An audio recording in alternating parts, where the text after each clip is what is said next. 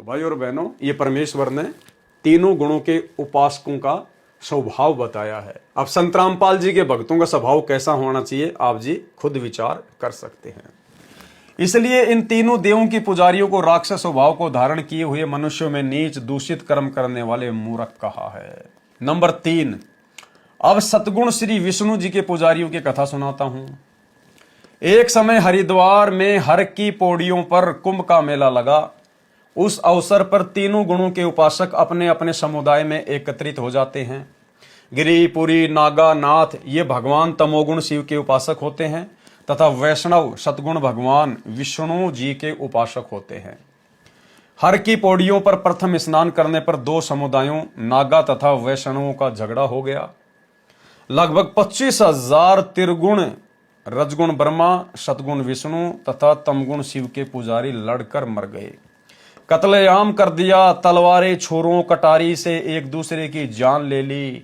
सूक्ष्म वेद में कहा है कि तीर, तपक, तलवार, कटारी जम दर जोर बधावे हैं। हर पैड़ी हर हेत न जाने, वहां जा तेग चलावे हैं।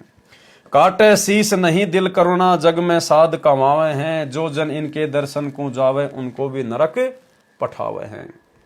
अब भाइयों और बहनों, उन त्रिगुण उपासकों में जिन्होंने हरिद्वार हर की पैड़ियों पर ऐसा कुकर्म किया और 25,000 साधक आपस में एक नहाने को लेकर लड़ मरे।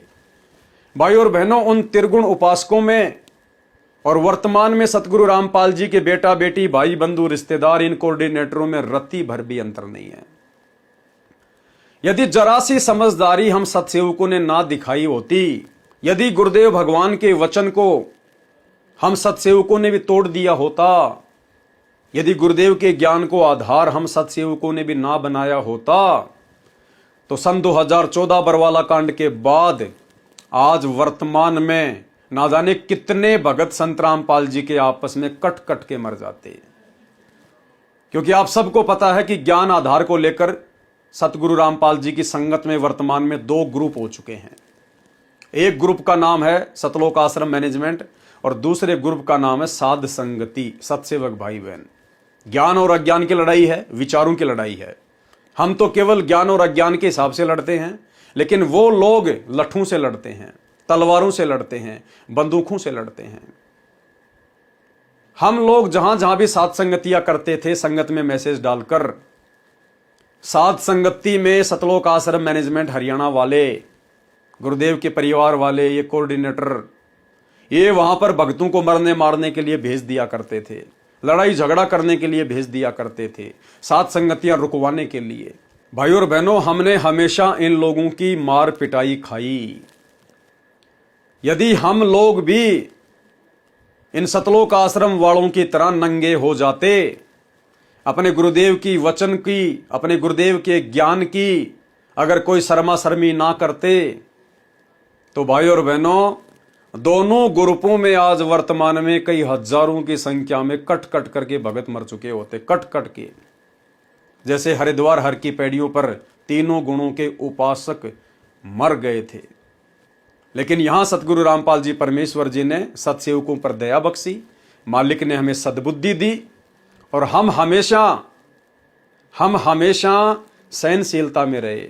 हमने धैर्य का प्रदर्शन किया, हमने शील, संतोष, विवेक का प्रदर्शन किया। हम भगवान से डरने वाले हैं कि यदि हमारे गुरुदेव हमारी किसी भी हरकत से नाराज हो गए तो हम घर के रहेंगे ना घाट के रहेंगे। गुरुदेव के परिवार को तो गधा बनना है, धनाना की गलियों में घूमना है, लेकिन भाई हमने तो सतलोक की गलियों में जाना है। हम अपने गुरुदेव भगवान को देख कर चले कि जब हमारे गुरुदेव भगवान ने अपने मिशन को पूरा करने के लिए लोगों की मार खाई, जेल सही, पिटाई खाई, गालियां खाई, तो भला फिर हमें अपने ही गुरु भाइयों की पिटाई खाने में क्या हर्ज है। और गुरु भाइयों को तो छोड़िए, गुरु बहनें भी मार पिटाई करने में पीछे नहीं रही। सन 2018 के लास्ट में राजस्थान के देवली में सत्संग था, साथ संगति हो रही थी। उसी समय सतलोक आश्रम वाले गाड़ियां भर के लठ ले लेकर और माता बहनों को आगे कर दिया, और माता बहनें हम सत्सेवकों के गुप्तांग पर पैरों से मार रही हैं। बड़ी मुश्किल से परमात्मा ने दया बख्शी लेकिन हम सतसेवकों ने किसी प्रकार का कोई झगड़ा उनके साथ नहीं किया। उनकी मार पिटाई खाकर, उनकी गालियां खाकर, मुजदास को भी 5-10 उन लोगों ने मारा। एक भगत और था मेरे साथ में, उसको भी उन्होंने 2-4 थप्पड़ मुक्के मारे। और उसके बाद में जैसा भी था, हम तो अपने सिर पर हाथ लगा के नीचे झुक गए। उन्होंने मारना था मार लिया, पीटना था पीट लिया। उसके बाद फिर वो वहाँ से चले गए और पुलिस आ गई। तो इस प्रकार भाइयों, बहनें भी पीछे नहीं रही हैं। कर्म फोड़ने में हमारी गुरु बहनें भी कम नहीं रही हैं। तो बताइए भाइयों और बहनों, त्रिगुण उपासकों में और सतगुरु रामपाल जी के उपासकों में भला क्या अंतर रह गया? कत्लेआम हो जाता यदि हम साथ संगत वाले भाई बहन अपने गुरुजी से डरकर उनकी मर्यादाओं को फॉलो ना करते। तो यदि हम भी इन राक्षसों की तरह नंगे हो जाते कि आओ देखेंगे, तो भाई और बहनों कत्लेआम हो जाता, कत्लेआम। तो वर्तमान में भी भाई और बहनों राक्षसों की कोई कमी नहीं है। हे धर्मदास, उपरोक्त सत्य घटनाओं से सिद्ध हुआ कि रजगुण ब्रह्मा जी, सतगुण विष्णु जी तथा तमगुण शिव जी की पूजा करने वालों को गीता अध्याय 7 श्लोक 12 से 15 में क्या कहा है?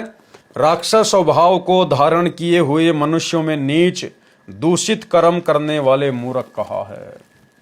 भाई और बहनों, बरवाला कांड 2014, यदि सतगुरु रामपाल जी भगवान उस घटना को हल्के में ना टालते तो यही सतलोक आश्रम मैनेजमेंट हरियाणा, यही राष्ट्रीय समाज सेवा समिति गुरु जी का परिवार लाखों भक्तों को बलि पर चढ़ा देता। बलि पर हरिद्वार में तो केवल उस समय 25,000 ही आपस में लड़ झगड़ के मरे थे। बरवाला आश्रम में बरवाला कांड के समय तो लाखों मरते, लाखों। ट्रकों के ट्रक लाशों के भर भर के जाते।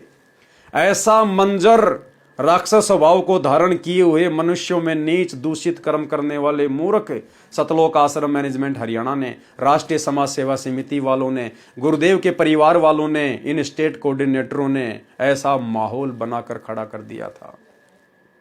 एक छोटा सा वीडियो दिखाता हूं आपको बरवाला कांड के समय सतलोक आश्रम के मीडिया प्रभारी, उस समय के मीडिया प्रभारी राज कपूर उर्फ प्रीतम दास का।